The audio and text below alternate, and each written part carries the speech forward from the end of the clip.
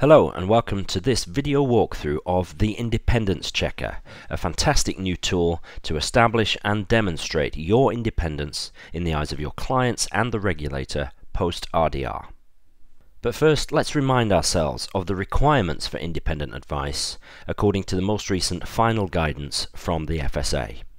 That guidance says that all recommendations must be based on a comprehensive and fair analysis of the relevant market.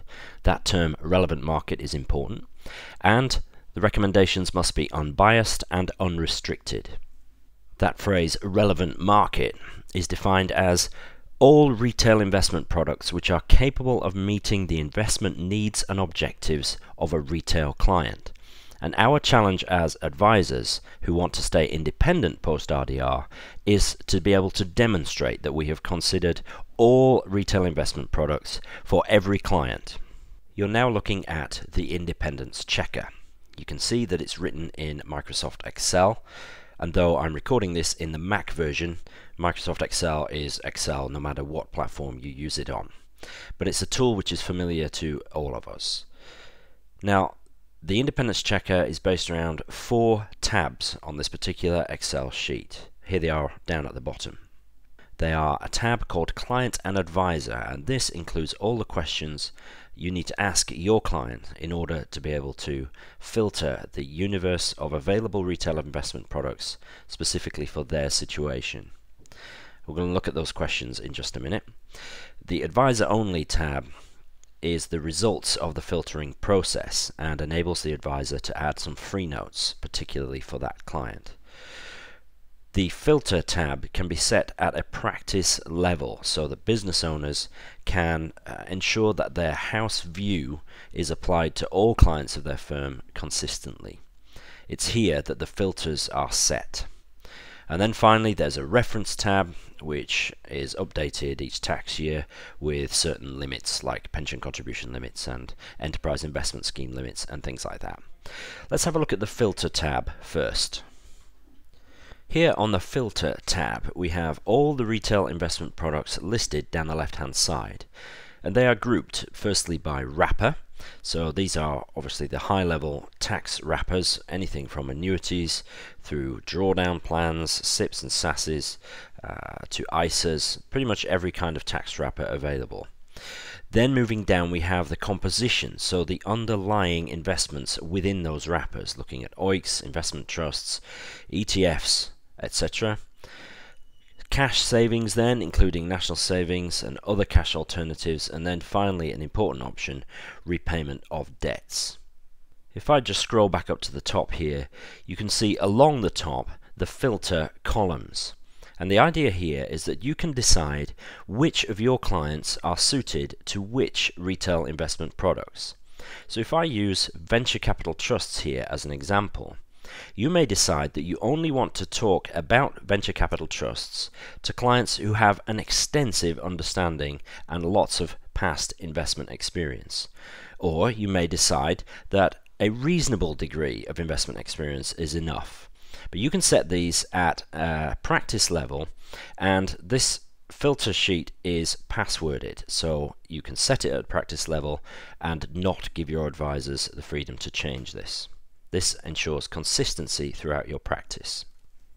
Now you can see if I scroll up here that the number of filter columns is quite extensive, so let me just draw your attention to a couple of them. For example, the investment focus column. It doesn't make sense, for example, to be talking about annuities here to somebody who is interested in a corporate investment. So you can limit speaking to annuities to somebody who is interested in retirement, and specifically to providing an income in retirement. If I just scroll on here to the column for contributions into a stocks and shares ISA, obviously it doesn't make sense to be talking to a client about an ISA if they've already used their allowance in this year. So you can set for stocks and shares ISAs here that if they are fully used their ISA allowance this year, that ISAs should be excluded from the advice in this case. Now, as we scroll along here, you can see that we have columns for residence and domicile, which can obviously have an effect on the advice given. And towards the end, two columns that I particularly like as compliance officer in my own practice. You can set that certain areas of advice require a pre-advice file check, and indeed PI insurer approval needed. So if, for example, you decide that if one of your advisors is going to advise on a Section 32, you might want to see that file before the advice is given. Now, once you're happy that all these filters have been set at a practice level, it just falls then for you to be able to filter out the available universe of retail investment products on a per client basis. Before we look at the client questions, just going to have a look at the final tab down here, which is the reference tab. And on this page you can see the annual allowances for different things like the cash ISAs, stocks and shares ISA allowances, tax relief limits for enterprise investment schemes and things like that. This tab will have the allowances set annually by the practice manager. That practice manager has a password to allow these to be set at practice level and not at advisor level. So these just need tweaking once a year or as often as the limits change. So having looked at that, let's go back down here now and look at the client and advisor tab. Now, most, if not all, of the questions on this area of the independence checker will no doubt already form part of your existing fact-finding process. So all you have to do to demonstrate your independence is transfer some of the answers that you get from your existing fact-find onto the independence checker. Now, I can tell you from experience that that takes less than 5 minutes per client. So this particular questionnaire is going to apply to a Mr. A client. And Mr. Client has a reasonable degree of investment experience. Now, when I click this switch, watch this red bar here. You can see that it disappears, and that just tells you that I've answered that question. So it's a kind of built-in error checking. He is not a self-certified sophisticated investor, so I'll click that and the red bar disappears. Now, there are lots of questions on here pertaining to investment style and preferences, time scale and risk, some discussion about ethical investment, things like that, residence and domicile, how much has been contributed to certain types of investment here, right down to an awareness and whether the client is happy with products that incorporate a guarantee from a counterparty. Now, rather than you watch me fill all this in, I'm going to do that now and then go to the advisor only tab down here to look at the results. Now, having filled in the questionnaire for Mr. A client, here we are on the results tab, the advisor only section of the independence checker. Now, Mr. Client wanted to save for his retirement. He has quite a long time scale. He has a balanced attitude to risk. He has strong feelings about passive investment. And the system has, because of a combination of the answers to the questions, limited the available options, in this case really down to a SIP, two types of SIPs, both including and excluding commercial property.